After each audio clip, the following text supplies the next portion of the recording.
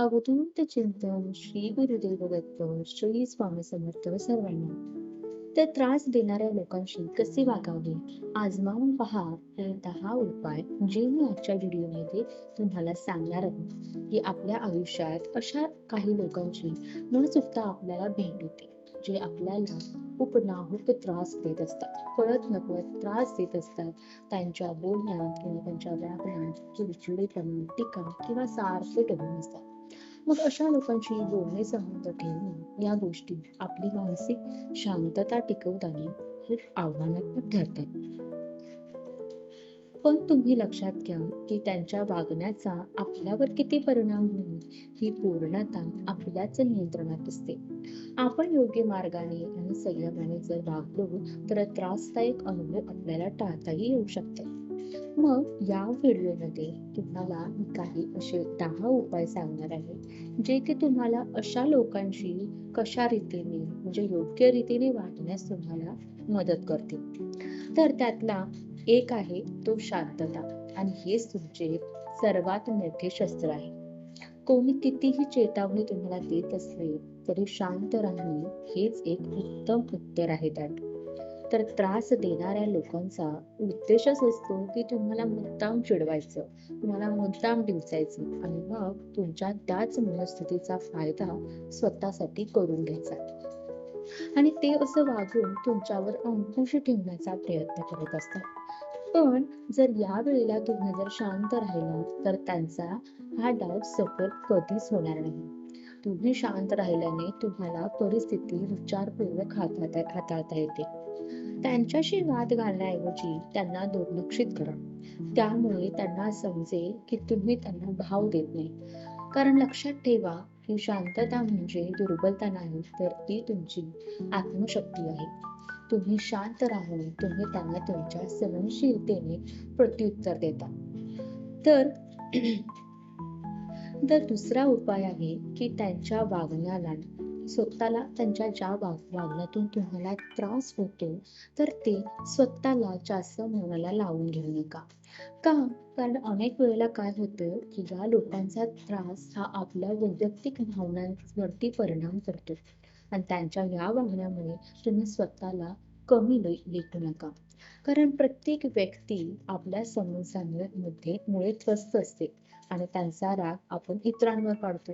तर त्यांच्या बोलण्याचा तुमच्या आयुष्यावर काही परिणाम होऊ देऊ नका. त्यांच्या वागणुकीकडे तटस्थपणे पहा.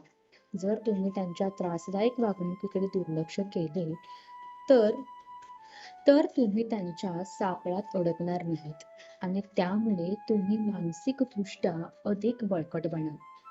तर तिसरा उपाय आहे तो म्हणजे संयम राखून बोला. अशा लोकांशी उघड वाद घालण्याऐवजी त्यांना ठराविक शब्दात शांतपणे उत्तर द्या.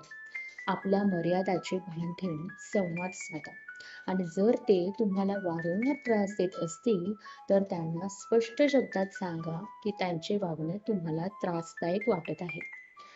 संयम राखल्याने त्यांच्या नकारात्मक प्रतिक्रियांना उत्तर देण्याचा तुम्हाला मोह कधीच होणार नाही आणि तुम्ही त्यांच्यावर तुमची मानसिक ऊर्जा वाया घालवणार नाही.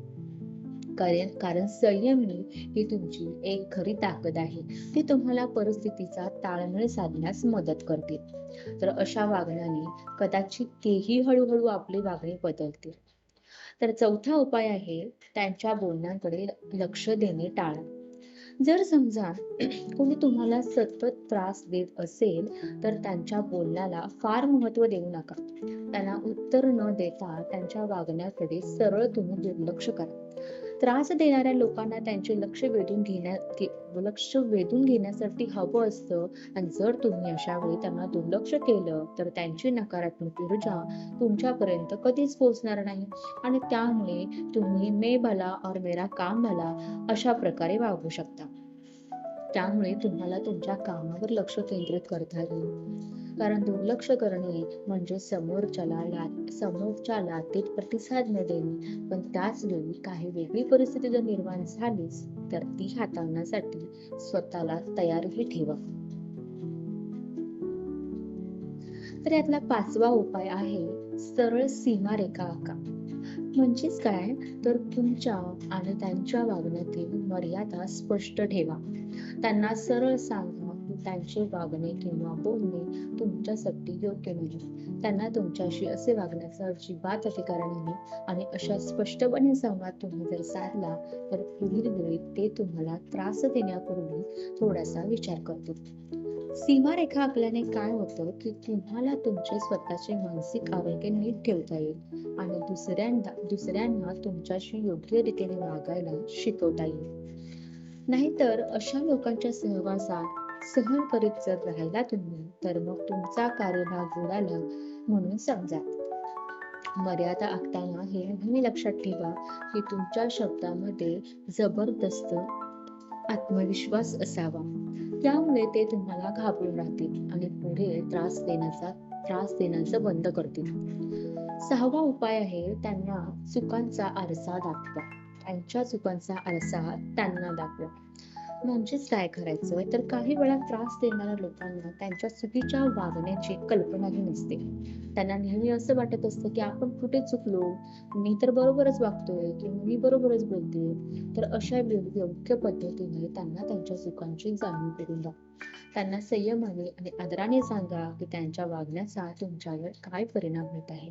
आणि हे सांगताना तुम्ही चिडचिड अजिबात करू नका, कारण हे सांगणे तुमच्या शांततेसाठी आहे, वादासाठी नाही.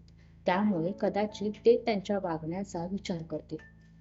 मात्र ते जर ऐकतच नसतील तर पुढे वाद टाळा, कारण वाद टाळा त्या वादामुळे तुमच्याही मानसिक स्थितीवर परिणाम होऊ शकतो. तर 7वा उपाय आहे स्वतःला नकारात्मक भावनांपासून दूर ठेवा. कारण त्रास देणाऱ्या लोकांच्या नकारात्मक वागणुकीचा तुमच्या मनावर परिणाम काहीही होऊ देऊ नका.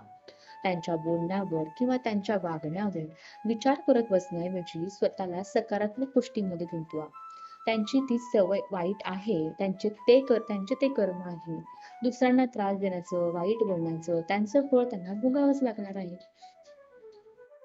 तर तुम्ही त्यांच्या नकारात्मकतेच्या जाळ्यात अजिबात स्वतःला अडकवून घेऊ नका. तुमच्या आवडीच्या गोष्टी करण्यात तुम्ही वेळ घालवा. त्यामुळे तुमचा तणाव कमी होईल.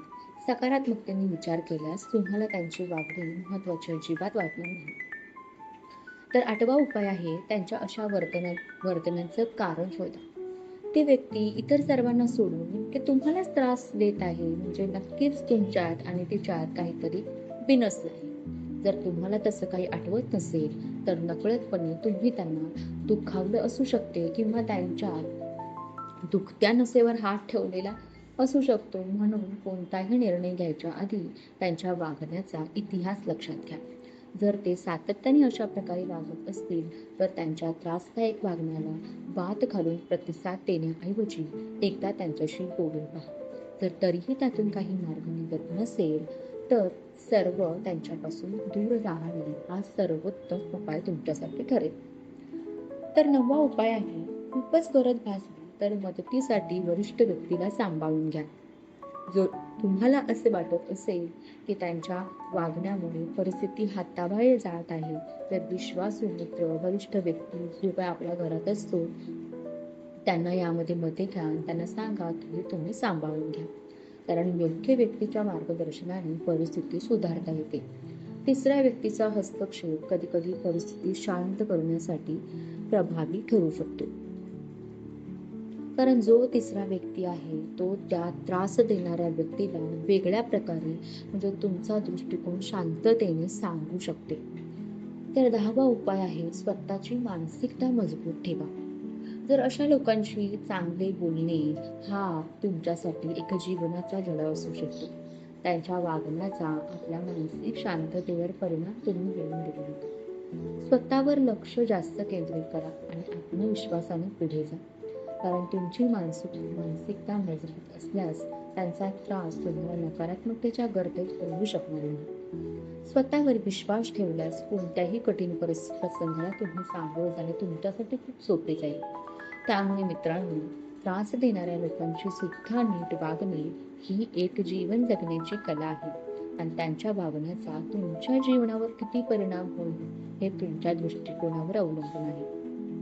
त्यामुळे शांतता, संयम आणि सकारात्मक दृष्टिकोन यांचा योग्य वापर करून तुम्ही अशा लोकांशी जशास तसे मात्र सकारात्मक पद्धतीने वागू शकता.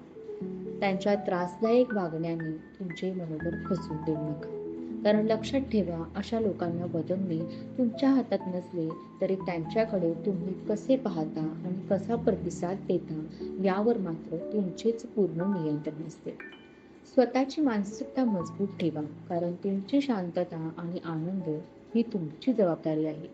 तुम्हाला आनंदी ठेवायला कोणी येणार नाही. तर अशा लोकांच्या वागण्यामुळे तुमच्या आयुष्यावर नकारात्मक परिणाम होण्यापेक्षा त्यांचा असा अनुभव घेऊन तुम्हाला अधिक मजबूत व्यक्ती म्हणून पुढे जाण्याची संधी मिळते. तसेच प्रत्येक व्यक्तीची वागण्याची पद्धत त्यांच्या अनुभवावर आधारित असते. कधी-कधी त्यांच्याकडे सहानुभूतीने पाहणे हे गरजेचे असते. त्यांच्या वागण्याचा राग किंवा चिडचिड न करता त्यातून काहीतरी सकारात्मक शिकण्याचा प्रयत्न तुम्ही करा. शेवटी काय, तर अशा लोकांशी योग्य पद्धतीने वागणे तुम्हाला जीवनातील इतर मोठ्या समस्यांची सामना करण्यासाठी तयार करत असते. शांतता, संयम आणि सकारात्मकता या 3 मूल्यावर आधारलेले जीवन अधिक समाधानकारक आणि आनंदी असते.